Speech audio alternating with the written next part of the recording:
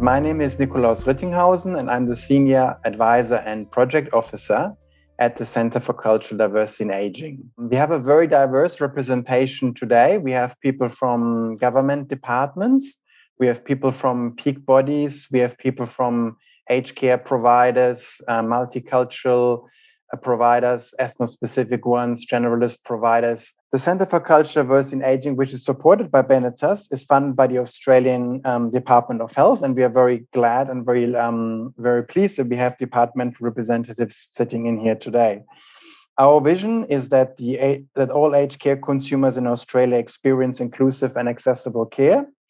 And we have a number of resources on our website. For example, our multilingual communication cards, which are available in 63 languages, including 2 new languages we just featured, which is Swedish and Swahili. So we're very grateful that we can always expand our resources and add new ones. As today also, we do training on a monthly basis. So today is one of our examples of our trainings that we do on different topics around culturally inclusive care. So really working with providers to raise awareness around culturally inclusive care and how organizations on a management systemic level can include culturally inclusive care practice into their organizations and their policies. We also develop practice guides, which we're going to launch today later in the presentation. And we also run excellence awards, which in February this year, we will recognize leaders in the aged care sector who have shown leadership and in terms of being very culturally inclusive. So a lot of what we do is featuring good practice in the aged care sector. We also have a good practice strap on our website where if you have something that you would like to share with us, please feel free to do so. And we can, after the presentation, we can then include your best practice on our website, for example, in diversity strategies that you have developed and that sort of thing. Also, we do diversity advice and consulting. And last but not least, one of our main projects are the inclusive service standards, which links the inclusive service standards are linked to the aged care quality standards, and therefore a good tool for organizations to help to make their organization more culturally inclusive. Now I'm going to welcome to this presentation Dan and Tracy. Dan Bentley and Tracy Newman are directors in Impacto Consulting. And they are consultants that specialize in innovation and are best known for their work with aged care providers, where they have helped aged care leaders around the country to create person-centered services that better meets the needs of their consumers. Got a lot of people on here today. It's very, very exciting. No doubt, this topic is something that is very topical in the sector. The reason why this is such a topical point of conversation is because co-design is really starting to become seen as one of the key methodologies in being able to create person-centered experiences for consumers. Whether it be your funders are talking about this, you even have the aged care standards and outcomes from the Royal Commissions. Everything is sort of heading in this direction of co-designing. And we've been involved in a number of different projects recently, which have been around specifically co-designing with people from coloured communities and diverse communities. And so whilst this topic is very, very broad and we've only got 30 minutes from our side, from our presentation to talk to you about it, what we're just going to try and talk to you a bit about today is what is co-design? I'm sure there's lots of buzzwords out there, right, of people saying, oh, it's this and it's that. And sometimes people are rebranding consumer engagement or consultation as co-design, and we're going to sort of talk a little bit about the difference. And then we've got a case study from a project that we did with our friends at Australian Multicultural Community Services. I think there's a few people from there on the call today. Hello to everybody there. And we're going to talk to you through that so you get a bit of an idea of how you can put some of this stuff into practice. So yeah, we're going to go through a brief understanding of what co-design is. We're going to talk about some of the complementary tools you need to use with co-design. Straight out of the box, co-design doesn't solve all of your problems. You do need to still have a number of other complementary tools that sit around that to do a really good job in this space. We're going to take you through some of the different stages of co-design and how they work, and then we've got a little bit of time for questions and that sort of thing too. So just before we get into it, just a little bit about us so you sort of know why we're talking to you about this. So Tracy and I run Impacto Consulting. We're a social innovation consulting group, help people to make their services better for the people they care for and support. We're really big on person-centered innovation. That's our specialty. And it's all about improving your organisation's social impact. What we do at the end of the day is we help these organisations to become innovative and impactful organisations.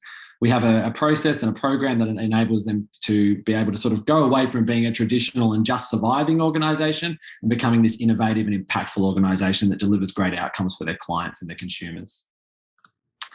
Just a few different organisations we've worked with recently. We're also regular contributors on this topic at Pro Bono Australia. We've done a little bit of stuff with Third Sector, and we're also the co-hosts of the Innovate for Impact podcast, which talks around a lot of this sort of information and provides a resource for the sector. Why do we do this work? Well, both Tracy and I have worked together for a very long time in different organisations, but what it's always come down to is that we're about and we're passionate about creating a healthier, more inclusive and fairer Australia for all. And we really believe that by us helping organisations to become more innovative and impactful, then that's how we're going to be able to help contribute towards that. And then obviously sitting below that, bringing the voice of people with lived experience, bringing people that have been, falling through the cracks in society or maybe are sort of marginalised, bringing their voices to the table at decision-making levels across and conversations across this country is a really important aspect of bringing that vision to life. So that's why we do what we do, and that's how we do it. So Trace, I'm going to hand over to you. Let's tell everybody, what is co-design? Let's sort of get into, let's get through the myths and the jargon, and let's really get into it. What is this co-design thing? Okay, well, really simply, co-design it starts with the people that you're designing for. It's a creative process, and it's about building deep empathy with the people who are going to be using your services and actually co-creating with them exactly what through understanding what it is that they need, then co-creating those solutions together. So I guess it's about building that empathy and spending time together and building those relationships, and then using those relationships to then be able to create a lot of different ideas and be really creative, but then also refine those ideas down and test them and then actually implement together. Yeah, and so when we look at co-design, how it's really different to just getting feedback is that people are involved along the whole step of that process. It's not that you're developing something and then showing it to them. But what about when we think about design thinking or human-centered design? What's the difference between that and co-design? Well, they're all, I guess, versions of the same thing in that they are all about designing. And it's about, obviously design thinking is about using that methodology in the way that you approach a problem. But co-design, as you said before, the main difference is that it's actually about partnering with people. So nobody has, a final sale by themselves, but it's about actually partnering and building relationships and then actually creating something together rather than creating something with input from the people that you're designing for. Nice. Thanks.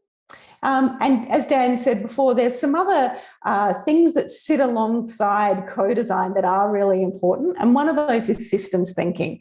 And really that's just about understanding the people that you're designing for and actually looking at them in the whole of their context of their life rather than just that one segment that is the piece that touches you and what it is that you're designing for. So, people are complex and they're often dealing with many different organisations and many different processes, and it's about understanding, well, this process that we're creating together, where does that sit in the whole spectra of somebody's life and all of the other things that they're trying to achieve at the same time. And the thing that also sits really importantly around that system is the power dynamics. So quite often when you are looking to co-design, there are different power dynamics that are in play. And it's just really important to actually assess what that power looks like and think about ways that you can be really conscious of it and not inadvertently exacerbate some existing power differentiation. So, that's things like, sometimes if you are designing for people, making sure that whilst their carers are involved, they don't necessarily have, an extra say because they're caring for somebody. So it's about really understanding all those different power dynamics and how they all work together and incorporating that into your planning of how you're going to run a co-design project. And last but not least is participation, which is essentially what does it take to have people really meaningfully involved in your co-design project. And when we're talking about the CALD community, there's some extra considerations that we want to take into that we want to talk about today, but really participation is about planning how it is that you're going to have people involved and what are the things that are going to get in the way of their involvement and what can you do to make people feel comfortable, warm, safe and welcome to participate.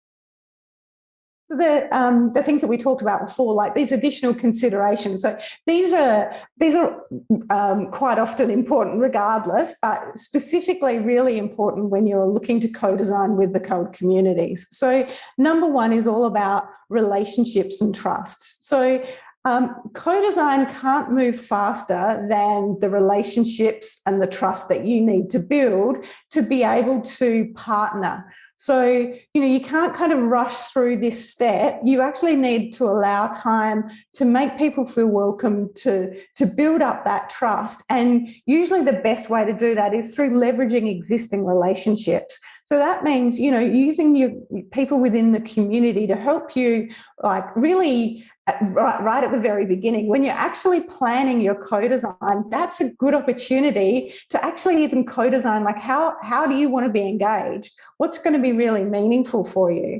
And then understand through talking to the community what's important.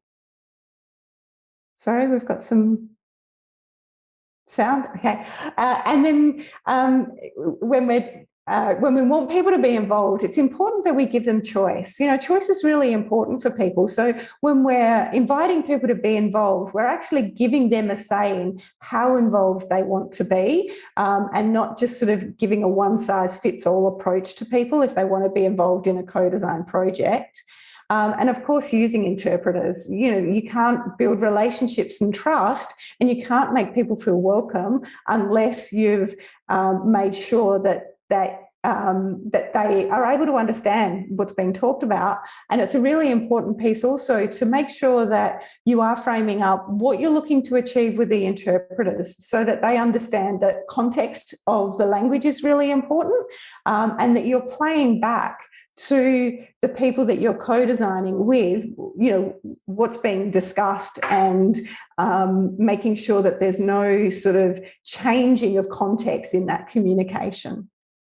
Intersectionality is something that's really important. So when we're talking about co-design, quite often, it's important to seek people that you can co-design with that can speak across, different identities, so that you're actually bringing people in who are representative of more than just one identity at a time. And as with any sort of invitation to participate, the actual invitation itself really sets a tone. So you want to make sure that it's delivered, that it's personalised, that it's delivered through a trusted mechanism. So either it could come, from somebody within the community that there's already that existing relationship with. And then also just to be really aware of things like taboo and stigma. So those things are often they're things that can sometimes be different to our own I guess, our own life experiences. So that's where it's just important to take some time to consider any taboos or stigmas that may take place and make sure that, you know, you're taking that into consideration when you're planning your co-design. So why would we do all of that extra work, and what's the real benefit of co-design? So really it's all about designing services that the people that you support need, that are really integral to your consumers living a good life. And if you really boil it down, it gives you that confidence that your ideas are going to get you the results that you want because you've actually partnered in the creation with the people that it's designed for. So we're going to take you through a case study to really bring some of these concepts to life and take you through each of these steps. So the study that we're talking about here was all about how we could assist people with dementia that speak English as their second language to stay connected with their community so that they can avoid social isolation. Yeah, that was a really cool project. We're going to take you through step by step. But just before we do, Tracy's going to take us through each element of the process, and then I'm going to talk a little bit about how we implemented that element on that particular project to put it into context for you. So yes, these are the 5 steps. So of course, we start off by getting everybody aligned on what it is that we want to achieve.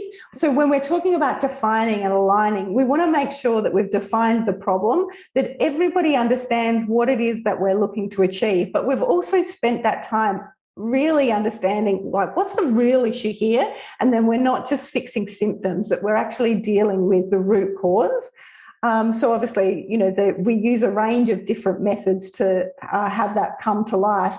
And this is where we take that time to plan out our co-design project to make sure that we've included people in a really meaningful way.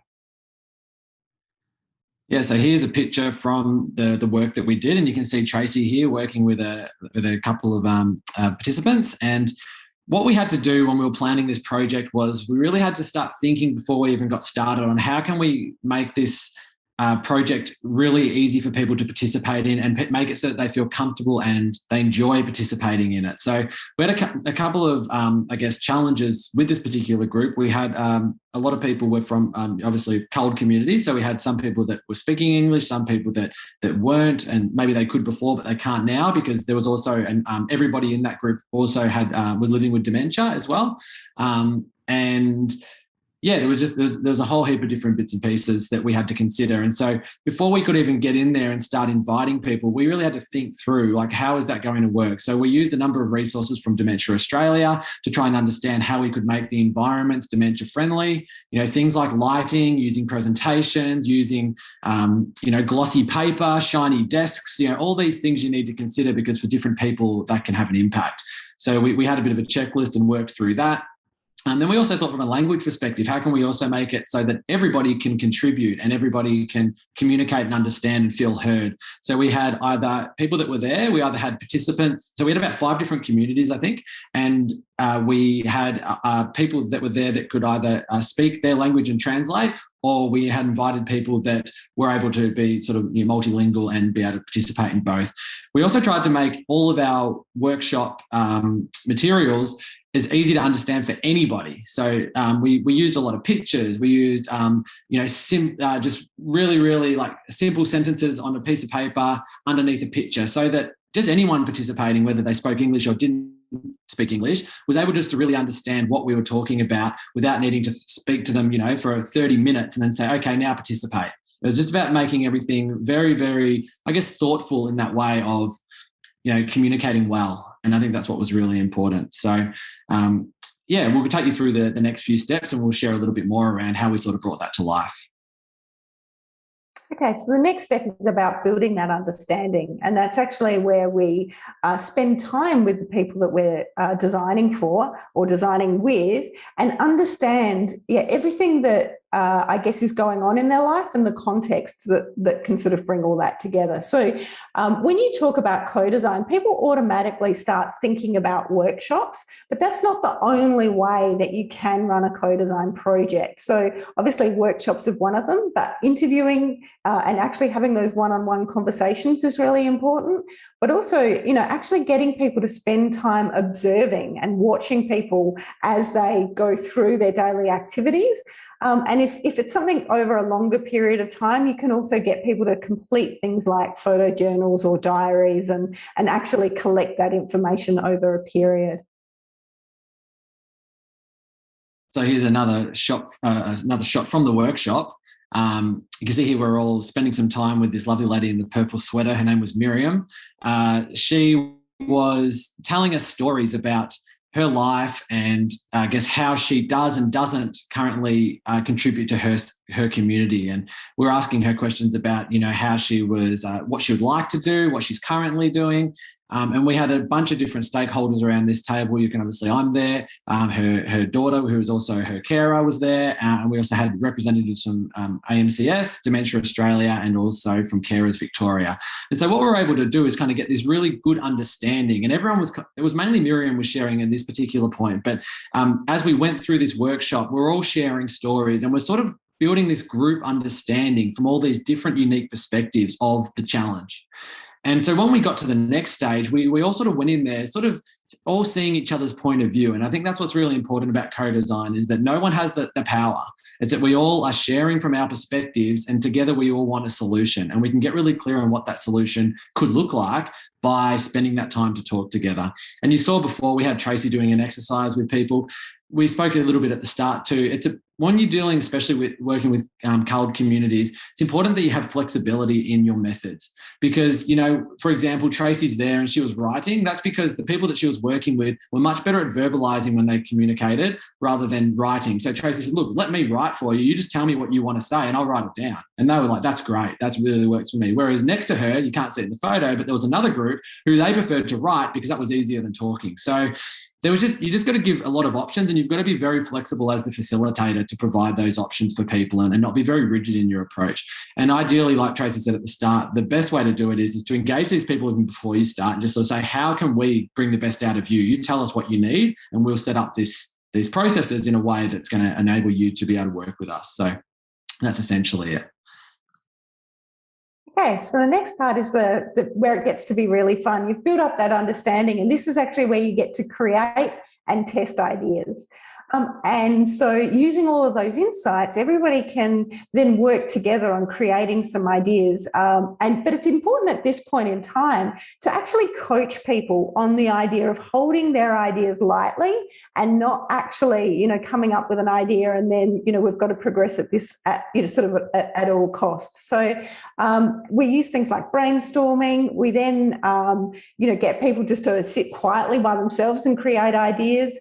And then from there, we sort of filter those ideas down and use some models to come up with the ideas from that point that are going to have the highest likelihood of success.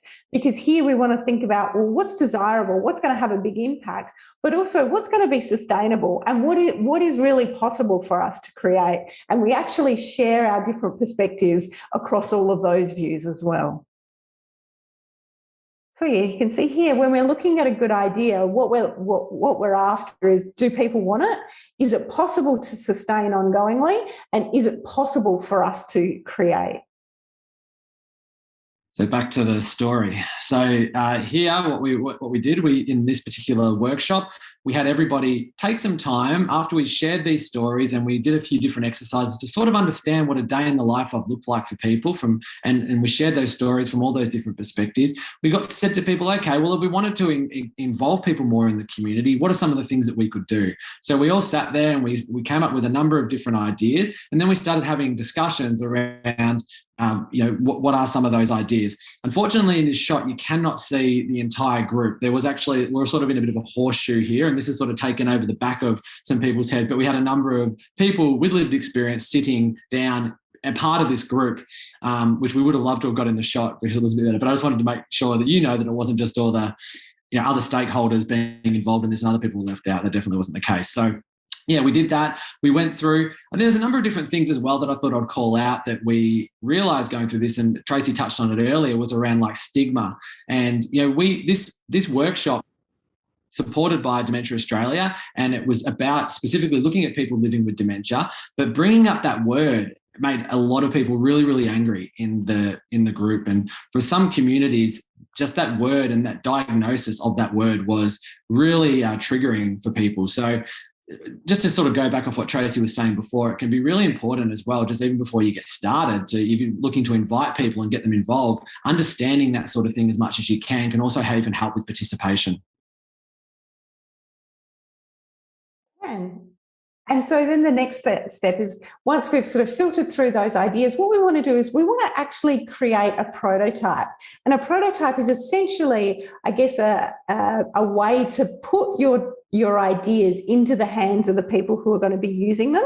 There's different ways that you can do that, and sometimes it can be as simple as a role play, and actually getting people just to step through exactly what that might look like, and have people give you feedback along the way, because that feedback is what then helps you to make sure that you've really hit the mark in terms of your idea, and you can go out and test that.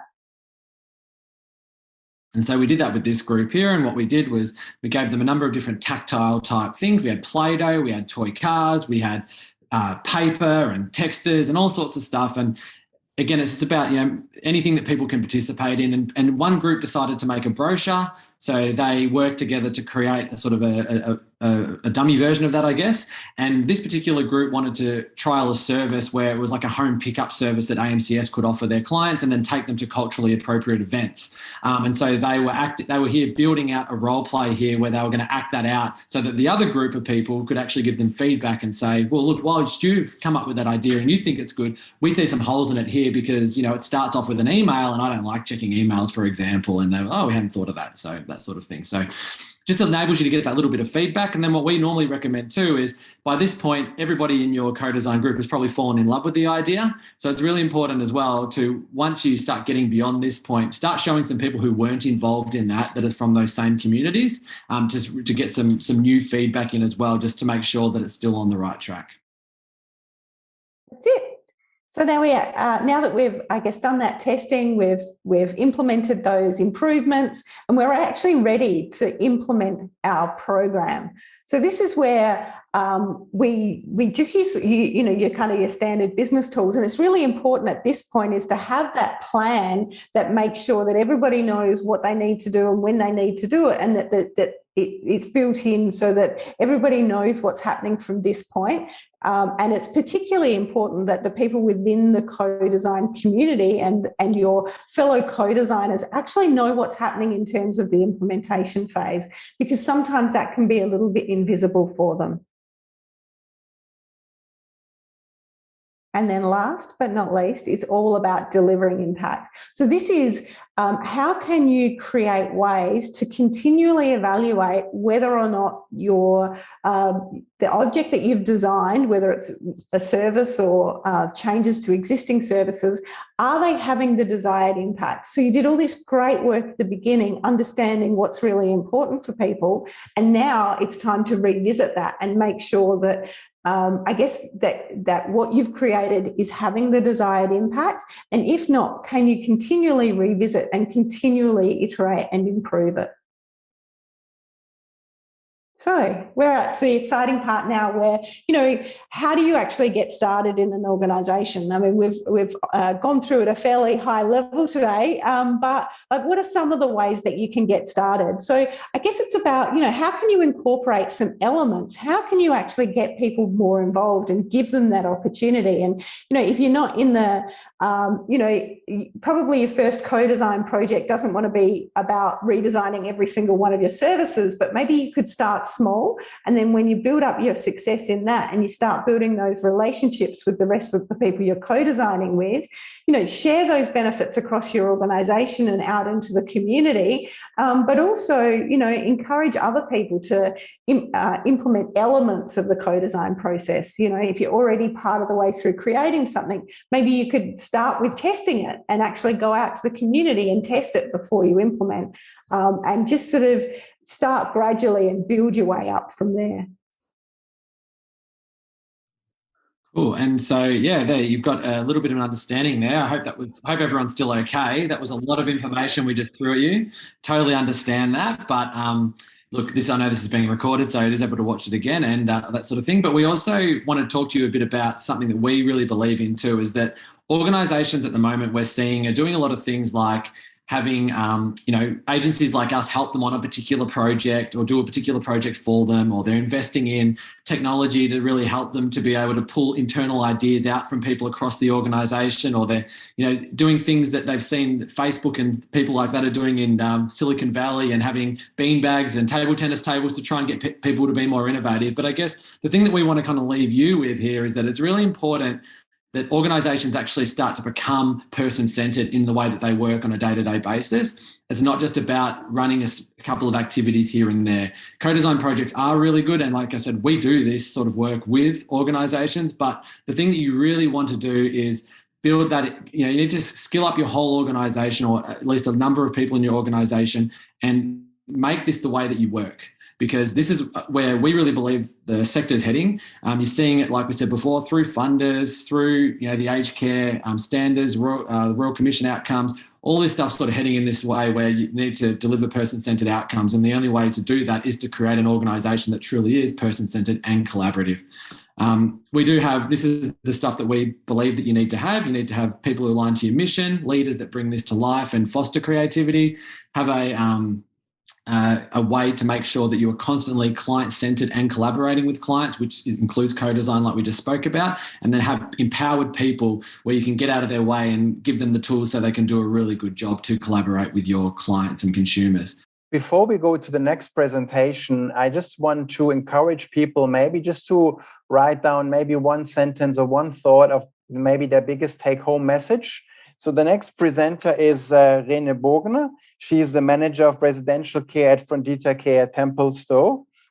She has started at the aged care industry with the age of 16 as a personal care worker, and has worked across a number of aged care facilities before commencing her role as manager with Fondita Care 10 years ago. With over 30 years of experience in aged care, as a registered nurse, Rene has seen many changes in the aged care industry. I think most of us have, who have been in the sector for long enough. And Rene provides leadership to a team of nurses, carers, and allied staff, working collaboratively together to achieve the best outcomes for the resident in her care. So please join me in welcoming Rene. Please, Rene, the floor is yours. Thank you very much.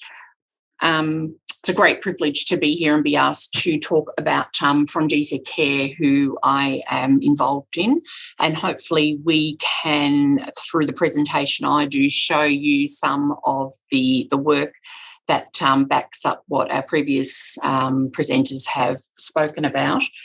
First established as the Australian Greek Society for the Care of the Elderly back in 1977, Fondita Care began as a committee of volunteers who saw that there was a need for the care of Greek elders who had immigrated. They required a familiar environment where they could be cared for and understood. Over the past nearly 45 years, our organisation has grown to care for elders of all different cultures and backgrounds. I'll go into that a little bit more throughout the presentation. Our overall values are respect, do right, bring joy, and inspire better.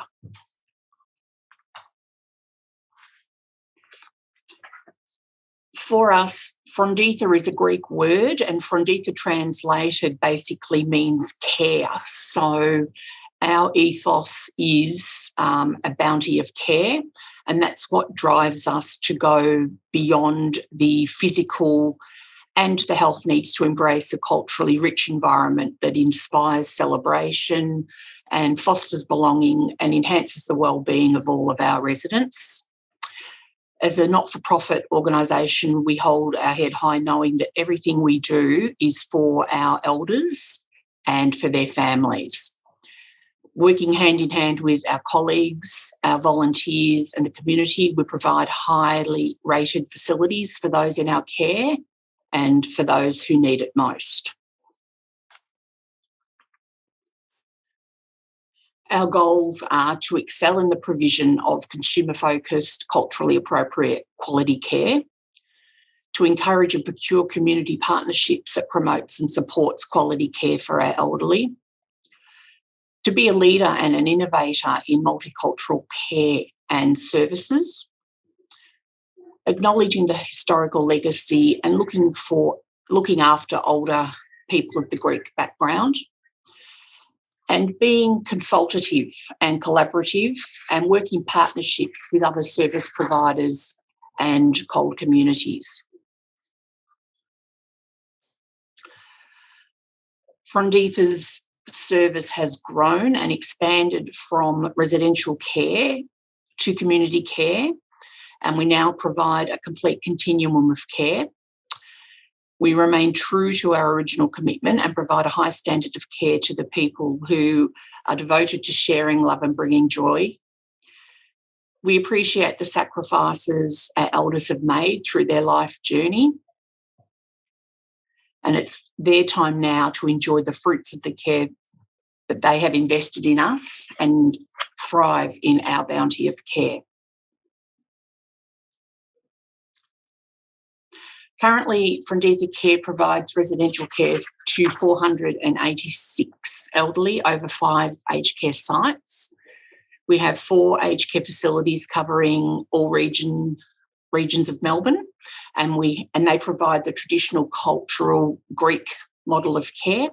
And we have 1 facility in Newcastle, which is working to a multicultural model of care. We're growing day by day, and we're fast on track to increase our number of elders to well over 500 in the next few years.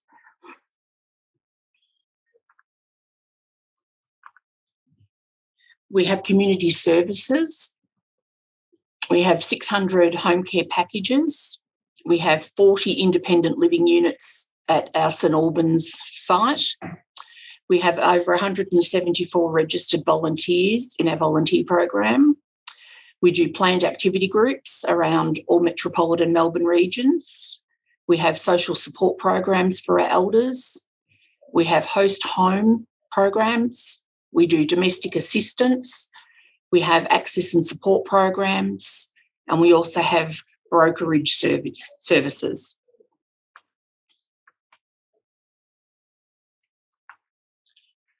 Looking at cultural diversity, what is cultural diversity? The existence of a variety of cultural or ethnic groups within a society, the embracing of the diverse or different cultures and respecting each, recognition that everyone brings with them a set of skills that provides insight into their own life story that has helped shape their identity. When we think of cultural diversity, some tend to think of the obvious, age, gender, race, cultural, religion. But at Frondita, we look beyond the obvious and take a more in-depth look at what truly makes the individual unique. And we've done that in a variety of ways through the use of cultural diversity models, of which there are many. One only needs to Google cultural diversity and you'll see lots of different models that pop up. And these are just a couple that we have come across.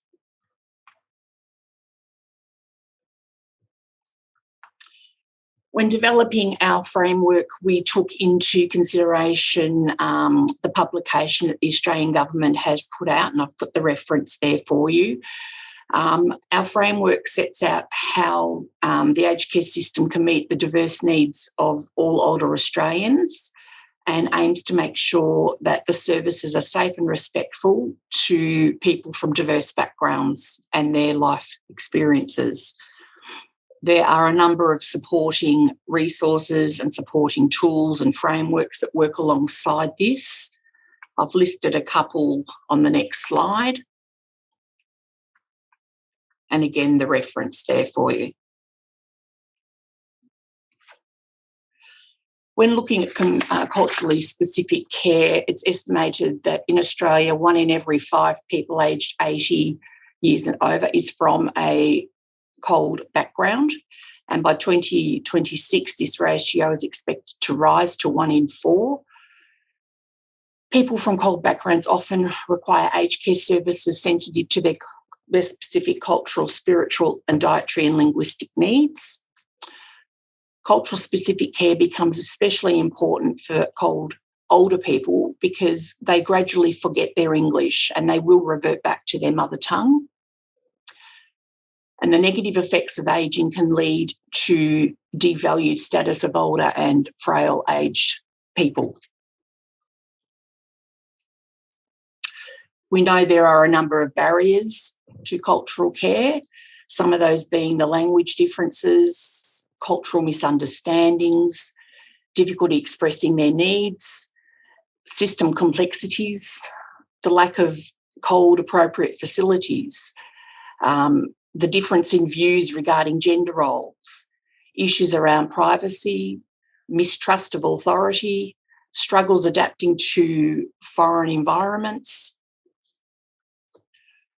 difficulty navigating the aged care system itself, a lack of awareness of the available services, a poor uptake on these services, and the ability of having information in a language they understand. Not all aged care facilities can provide cold care, so it's important that we educate others to be able to meet those needs. Staff who are not culturally competent to reflect cultural diversity, again, so ensuring they have the resources and ability to provide that care. Making sure that we've got consistent staff and reducing turnover. There's a perception that cold customers pose additional costs and extra work. Sometimes there's an inability or even a reluctance for facilities to tap into interpreters. We've talked earlier about stigma, dementia, complex medical conditions, PTSD, a loss of culture and intergenerational culture. Isolation now with fewer peers as they age, and even for those who live in the more remote locations, it makes it more difficult.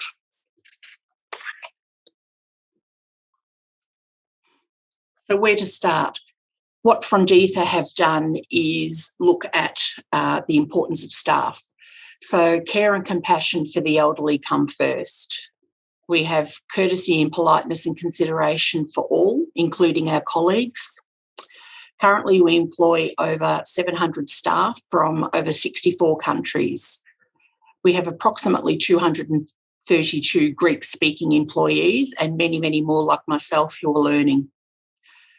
Many staff that we employ have languages other than English as their first language. So this further exemplifies the emphasis on our cultural diversity at Frondita Care. We're very lucky in that we have a very stable workforce with staff consistency and very low staff turnover. There is good staff remuneration and growth opportunities within the company. And Frondita Care strives to provide opportunities for its staff to develop professionally. They've provided academic scholarship programs. We've had leadership development programs. We've had language training and giving presentations like today to others. In 2014, Frondita Care was successful in its application for a labour agreement with the Department of Immigration and Border Protection. What this meant for Frondita was the ability for us to source and employ highly skilled overseas workers who had the cultural, the language and the skills to deliver the care to the residents here. The labour agreement at the time was the first in the aged care industry, and it's worked out very well. Since its introduction, we've seen 45 participants, and we've had 21 successfully being granted their permanent residency after a 4-year stint with us as a full-time employee, and many of them still work with Frondita today. We've got currently 7 visas up for nomination, and 10 have returned to Greece.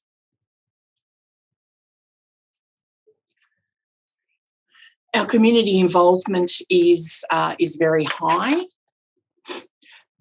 Community members have had input into the naming of all of our facilities. So we've got facilities in Clayton, St Albans, Thornbury and Templestowe.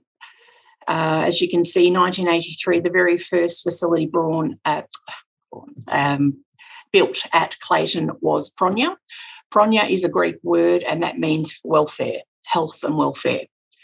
In 1989, the first nursing home was built, which was Stegi, which means roof of home. So we often refer to that as home. In 1993, we had our first memory support unit built, which was called Galini, which means peace and serenity. In 1996, we had St Albans open, which was named Falpuri, which means warmth. In 1997, Thornbury opened, called Anisi, which means comfort. 2005, we opened Templestowe, called Storhi, which means affection. And more recently, we had taken a broader diversity approach and opened a multicultural facility in Newcastle, 2011, and that's called Hippocrates.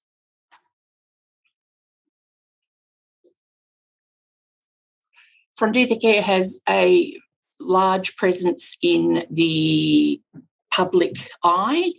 We have a communication with the Greek media through bi-weekly coverage in our Greek newspapers. We also host an informative weekly radio program on 3XY. We work with our volunteers. In Newcastle, we fostered a program whereby our volunteers offered our staff language lessons in Greek and Italian. And in Templestowe, after COVID, we're expanding this to have volunteers and some of our residents teach our staff Greek words and phrases. This gives the volunteers and residents a sense of achievement and giving back to those that care for them. We have great participation in multicultural festivals and events. By sharing information, Frondita Care continues to inform the wider community about current matters in aged care through community presence, written articles, radio interviews.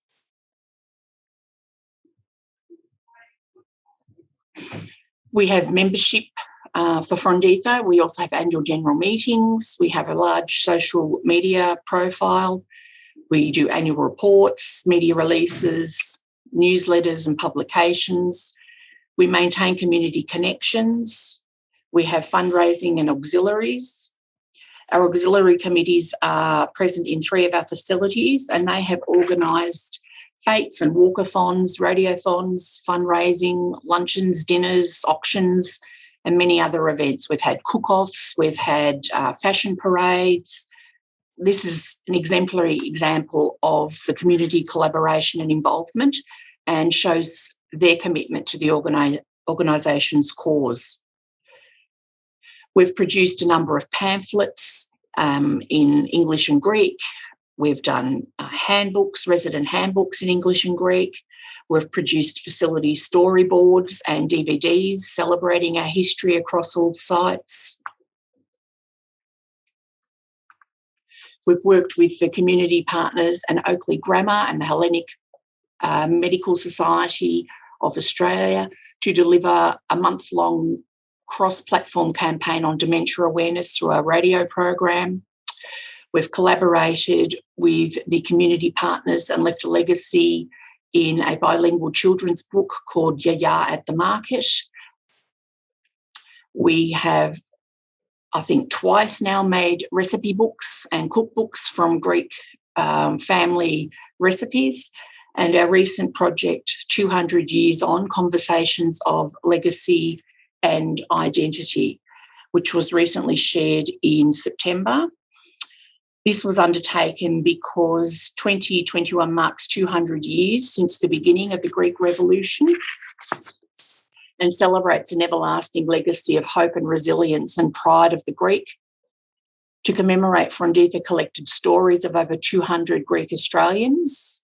Invitations were sought for families to share their stories so that that legacy could be captured in writing and presented, and also shared in a documentary which was aired on Sunday the 12th of September, outlining the Greek heritage and what it means to be a Greek Australian 200 years on.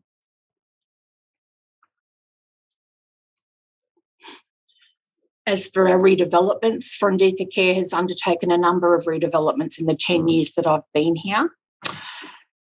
In Thornbury, we had a purpose-built 90 beds that was built next to the site of the existing 30 beds of Annecy, and that became 120 beds. We had a complete rebuild of our Steggy Pronya Galini site in Clayton, and that went from 103 to 150 beds. We've just opened our new site at St Albans, which was a purpose-built 90-bed building, and that increased from 60 to 90.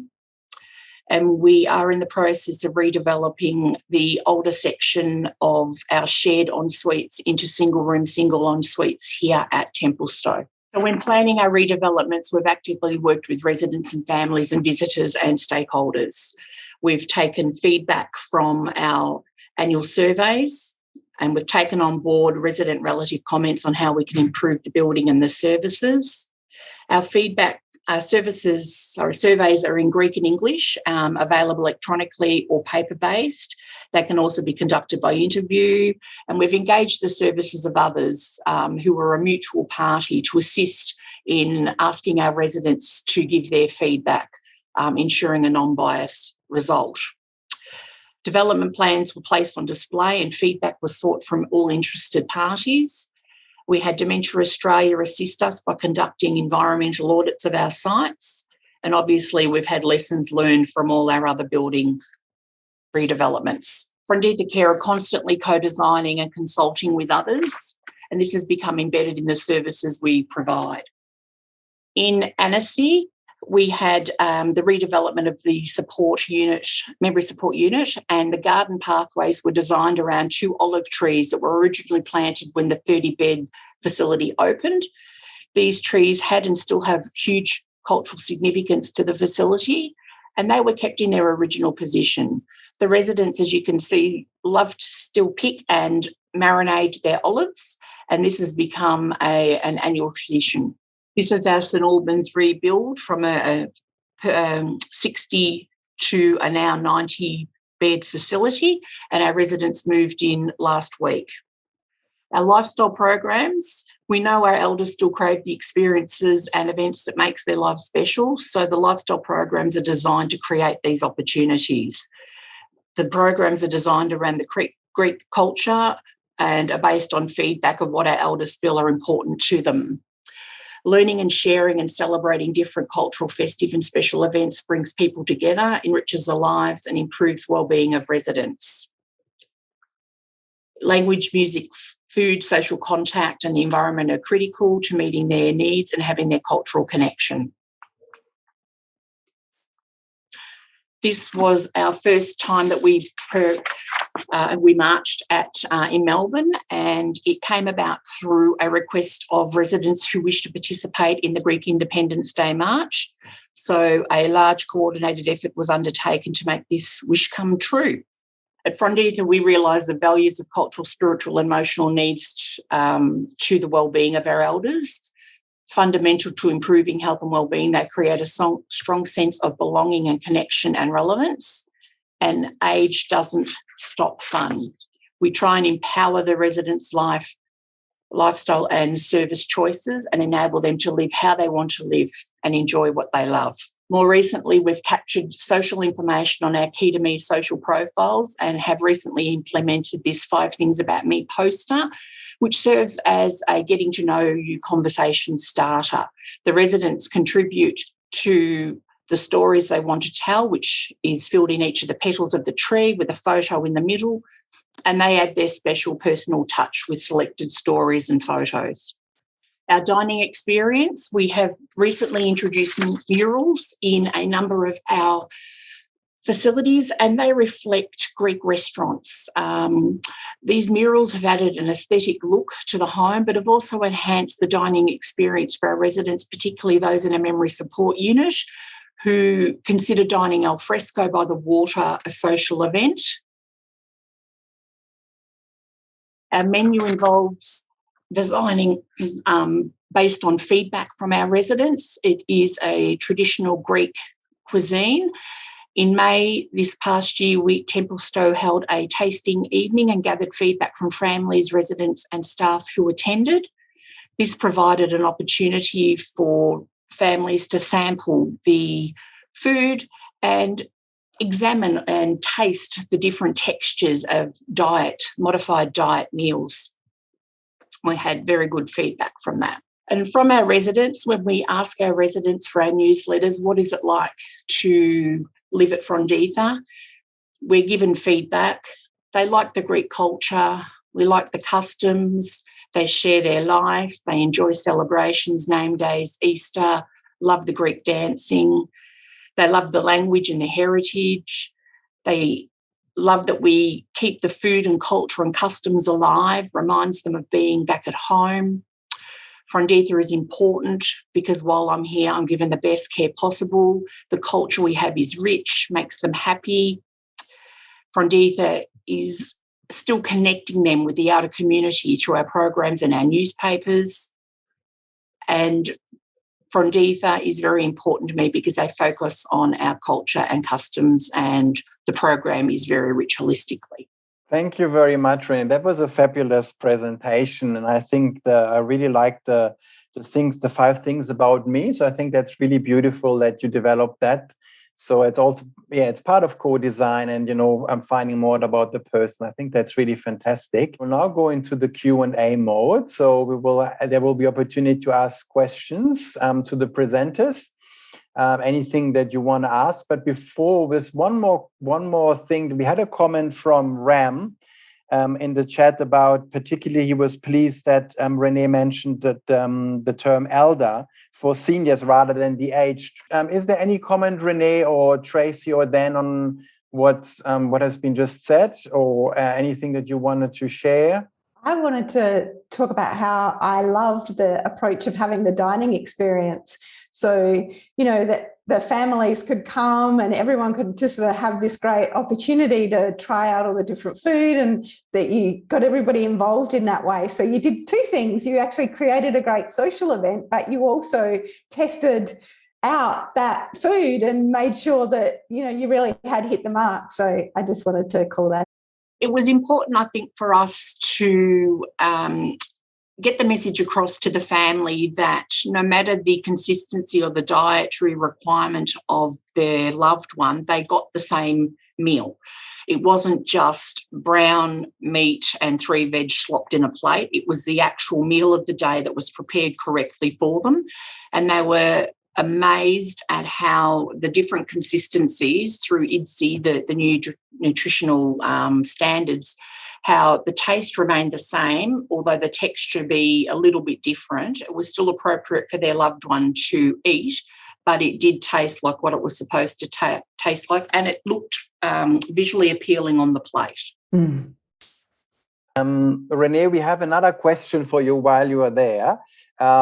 This is from Elizabeth from Monash. She is asking, can you advise how you have implemented diversity in co-design in your Chsp home care services, so Commonwealth Home Support Program services? Okay. I deal with the residential side, so our general manager would probably be the best person to answer that. I can certainly pass your information on to him and get the appropriate person there to answer. But we have involved the labour agreement, which was really important. So having the staff that were able to go out into the community and work with the families in the home, being Greek, that was important. That's probably the main issue, was attracting the Greek-speaking staff to care. That was feedback that we'd received and still receive, that, we want more Greek-speaking staff. So in order to be able to try and address that need, the labour agreement came about. We have a question from Sally for Tracy, and then I thought your process was really clear and very involved. Would you conduct this over multiple workshops, or are they the same people in each? So maybe Dan and Tracy, how was your workshop process? Could you elaborate on that, please? Thanks so much. A lot of what we're talking about is actually pre-work that you would do before even having a workshop, and it's really about making sure that you're setting up the right conditions for people to feel included and to be able to participate meaningfully. So the example that Dan talked you through, that was done in 2 workshops. It's a little bit like how long's a piece of string, because if you're looking to design something that's quite large and complex, then you want to be able to make sure that you're devoting the right amount of time to it. But you can also achieve a lot in just one workshop. I've been part of workshops where it's one workshop. We build relationships, we build that understanding, we create ideas, and then go through and filter out those ideas, but the actual testing and the implementation is done outside of that workshop. So, as with all processes, there has to be that element of flexibility so that you can have the people you're co-designing with involved when it makes sense, and B, so that you're also being really mindful of other people's time, and not sort of making it hard for them to participate because you're requiring a really large time commitment from them. Yeah. The only other thing I'd add to that as well is that workshops aren't always the best way to engage people. They were what we used in that particular scenario because it was the best way to do what we were trying to achieve there. But particularly if you want to talk to people about things that are very personal or things that may be, hard to talk to in front of a group of strangers, you need to kind of really respect that, because most people aren't going to enjoy doing that. And so we have sometimes in the past followed that process through like 16 different interviews with individuals. So we'll start by getting them to tell us their story and tell us, what some information and sort of understand where they're coming from and all that. And then in that same session, we'll say like, well, what are some ideas that you think could improve that? And so we're still following that same process, but we're doing it on a one-to-one basis with 16 different groups, and then coming back to those same groups at another date and saying, here's what all of you said. Here's the ones that seem to be the best. What about if we did something like this with this work? And and get that feedback in that point. So you're always following that process, but how you implement that is very, very situational as well. So there was just one more comment which I just want to highlight, which was about culturally appropriate food and the importance. Another person was talking about spices, and that there is a lack at the moment about culturally appropriate food in residential aged care facilities. And how can we address that? Is there any, or as a sector, as a group, is there any other comment from maybe Rene or Tracy or Dan, how we can work to improve the menu for older people? Our menu is specifically designed through feedback from our residents, obviously, traditional Greek menus. So to smell the spices of cooking, to have the traditional, the feta, 3 meals a day, feta and olives 3 meals a day. That's what's important to them. So ensuring that, I guess, you take on board their feedback. And we actually do a menu survey every year. And from that menu survey, we develop pretty much a presentation like what we've done today about what menus are preferred and what menus are less liked. And that is all taken through to our dietitian, who then nutritionally balances it out. So encouraging, I guess, traditional meals. Going to also launch our best practice guide on effective co-design with culturally and linguistically diverse older people. I think what Dan was saying before about the importance about the Royal Commission focusing on person-centered care, and also the more need to work with older people or seniors or elders around making the service appropriate to them and making, people happy. And they are obviously the experts in what they want and what they need and what their preferences are. So we have developed a co-design practice guide, and some of the things Dan and Trace have already mentioned, and even obviously Rene, what's important with working with consumers from culturally linguistically diverse, but what are some of the things you need to do? So for example, Rene was talking about the surveys, and she is doing them in the language of people's choice, so people can contribute to menus and inform the menu of the organization. Now, there's a few things that we have come up as well that we thought that are important. For example, the importance of diversity within diversity when you co-design, so that you have a cross-section of people. For example, you include older people from the LGBTI backgrounds.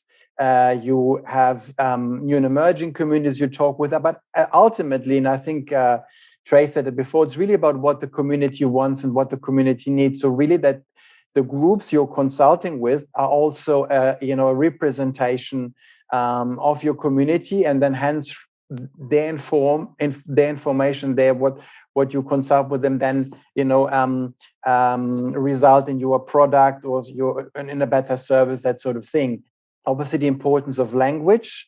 Multilingual formats, using interpreters. So the whole heaps of advice we have in the practice guide. What you can do as an organization is sort of a starting point when you co-design with older people or elders from culturally and linguistically diverse backgrounds. We also have useful links to projects such as the Palliative Care Victoria project, and I've seen Palliative Care Victoria is present as well, about their cultural responsiveness project. There's a link to the ECCV project and elder abuse prevention, and something I learned from that project as well, that it's important what language you use. So you don't use stigmatizing language. So for example, when we're talking about elder abuse, do we maybe paraphrase it as respect and dignity in relationships? All these sort of subtleties that this practice guide helps you to discover and unfold. And we also have, we were talking a lot about food today. We have the culturally appropriate food initiative featured in that practice guide as a best practice story. How Bolton Clark in Westmead in Sydney worked with the community to have a number of meals on their menu which represent the community, in which the community asked for. For example, nasi goreng, something that I just remember. And so that's one example. Also, it talks about the Moving Pictures project that NARI developed, National Aging Research Institute, and also want a big shout out to NARI, who's here present today as well, who really worked very hard and closely with multicultural communities to develop their movies and comics. So they had different focus groups, they had workshops, they had one-to-one interviews with the community to really make sure that the project hits the mark and includes older people from different communities when developing their dementia awareness project. So yeah, I think you can access our practice guide, such as this practice guide, on our website. So if you go to www.culturediversity.com.au, you then go to the service provider tab, and you go to practice guide, and you will find our practice guide. We have developed other practice guides as well. For example, one on culture inclusive feedbacks. You can see them here on the slide. This is a practice guide, which is a little bit similar to this one, because it also, tells you about how to working with culture inclusive in a culture inclusive way with consumers, and we have feedback forms also on that in different languages. So I think in terms of the practice guide, we really encourage you to have a look. It's a short document. Have a look at our website, see whether it's useful for you. If you want to provide any further feedback on us, please feel free to do so. We're always here to learn and to work with you. If you want to have a meeting with us, in terms of how we can advise you on your journey to become a culture inclusive aged care organization.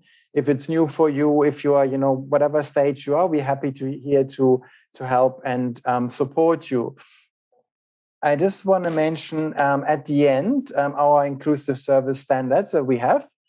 We have a number of tip sheets on our website, which might be useful for you. If you're interested, incorporating the inclusive service standards in your learning management systems.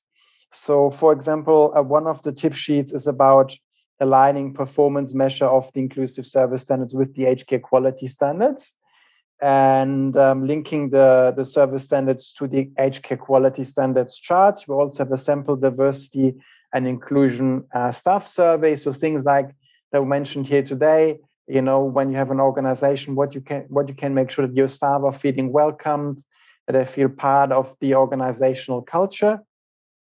And also, last but not least, we have an inclusive service standards portal. The portal that was developed to aim support providers to navigate the inclusive service standards and report progress against the inclusive service standards. It was developed together with BNG, and you can also book a session with BNG if you wish to get an overview of the inclusive service standards. It has a number of self-assessment tools. There's reading rooms, the tips and templates, which I sort of mentioned today, which we have, are also available through that portal.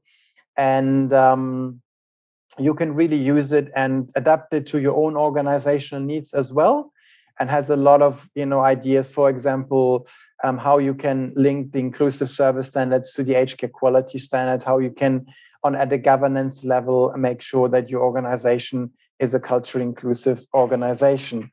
And also, as I mentioned before, we have a number of training available, which is through our website. So you see at the bottom, there's a link where you can find our training session. So today was about effective co-design. We have on the 17th of November, one by FHA Australian Multicultural Community Services on their inclusive consumer feedback. The ones that were run before, you can also access through our website, the presentations or the YouTube link which you may embed in your learning models as well, you can use.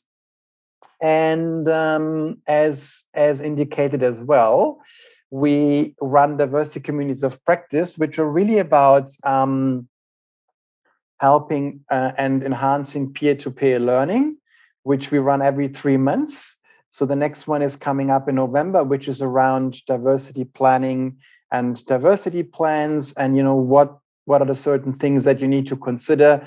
We are aware that organizations are at different stages of their diversity planning. Some are just starting, some have done this before. So this is really about sharing experience amongst your peers. And we really thank you for your time, for your commitment to culture inclusive care, that you're interested and learning more about culture inclusive care. And if there's anything that you want to discuss further with us, you can contact us at info@culturediversity.com.au. We look forward to continue the discussions with you in the future.